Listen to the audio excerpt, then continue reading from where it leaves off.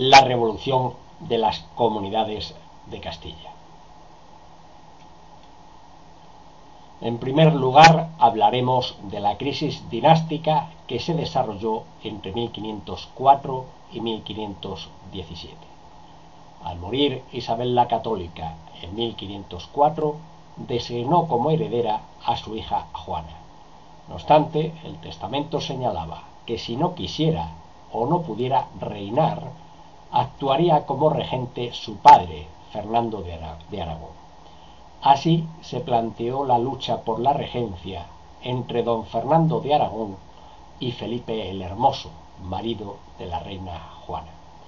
Ante la falta de partidarios, don Fernando tuvo que abandonar Castilla y renunciar a la regencia. En 1506 ocurrió que murió Felipe el Hermoso y desde entonces hasta 1516, fecha de su muerte, actuó Fernando de Aragón. A la muerte de Fernando de Aragón, la regencia debía pasar al hijo mayor de Juana I, es decir, a Carlos de Gante. Carlos de Gante no se conformó con el título de regente y se hizo coronar rey de Castilla y de Aragón, hecho que en Castilla fue interpretado como un golpe de Estado. De este modo, una parte de Castilla comenzó a rechazar a su rey antes de que éste comenzara a reinar. Carlos de Gante, el futuro Carlos V, había pasado su infancia en Flandes bajo la custodia de su tía Margarita. Recibió una educación netamente flamenca bajo la instrucción de Adriano de Utrecht, que más tarde sería papa con el nombre de Adriano VI.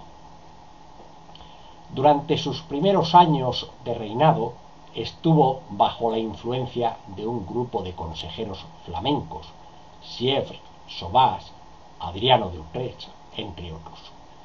El malestar castellano contra Carlos V se manifestó en las Cortes de Valladolid de 1518, de las que fueron expulsados los flamencos. Los procuradores de las Cortes le recordaron al rey que la reina era su madre y que debían cesar los nombramientos de extranjeros para ocupar altos cargos. La elección como emperador. La muerte de su abuelo Maximiliano permitió a Carlos V su nombramiento como emperador del Imperio Germánico. Con el fin de financiar los gastos de la coronación imperial, Carlos V convocó cortes en Galicia en 1520. Los procuradores se negaban a aprobarle las ayudas económicas que el rey solicitaba para atender los gastos de la elección imperial. Finalmente, después de enormes presiones, Carlos V consiguió la aprobación de los impuestos solicitados y marchó para Alemania. La Revolución. Un mes antes de que marchase Carlos V, Toledo estaba en total rebeldía. Tras la marcha del rey, Toledo convocó a las demás ciudades de Castilla y entre todas constituyeron una junta revolucionaria. La primera junta comunera se constituyó en Ávila. Después se trasladó a Tordesillas, donde residía la reina Juana I. En Segovia se produjeron incidentes violentos. En el mes de mayo de 1520, la multitud ajustició al procurador de la ciudad, que había votado a favor de la aprobación del servicio en las Cortes de Santiago a Coruña.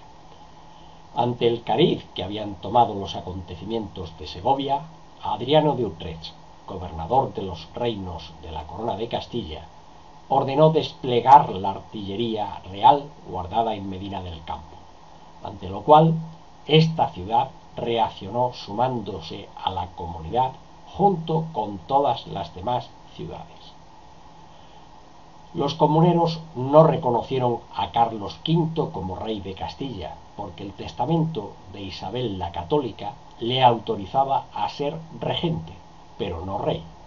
La ilegitimidad de la coronación permitió a los comuneros contraponer la solución de una reina castellana frente al rey extranjero, hasta que la evidencia de la enfermedad de la reina les obligó a aceptar a Carlos V. Los planteamientos económicos de los comuneros eran partidarios de limitar las exportaciones de lana porque privaban a los artesanos de la materia prima necesaria para fabricar tejidos de gran calidad. Esta medida perjudicaba a los que se beneficiaban del provechoso comercio de la lana, es decir, a la nobleza, a los comerciantes de Burgos y al rey. Nada sorprende que fueran precisamente estos sectores los que se alinearan en el mismo grupo, en el grupo imperial. Los apoyos sociales. A la revolución se adhirieron las más amplias masas de las ciudades de la meseta y del campo. Se puede decir que todas las clases sociales, con excepción de la alta aristocracia, se unieron a los comuneros. En el bloque realista se coaligaron quienes tenían algún interés en la exportación de lana: la nobleza terrateniente y ganadera y la burguesía exportadora de Burgos. Los planteamientos políticos de los comuneros. Los comuneros eran opuestos al absolutismo. Entendían que en caso de disputa entre el rey y el reino debía prevalecer la opinión del reino. Reclamaban el protagonismo de las Cortes. De ahí que José Antonio Maraval haya calificado a las comunidades como la primera revolución moderna de Europa. Una revolución castellana liderada por personajes ciudadanos importantes. La revolución no tuvo éxito en Andalucía, ni en Galicia, ni en buena parte de Extremadura. El ámbito geográfico de las comunidades quedó determinado por dos polos: Toledo y Valladolid.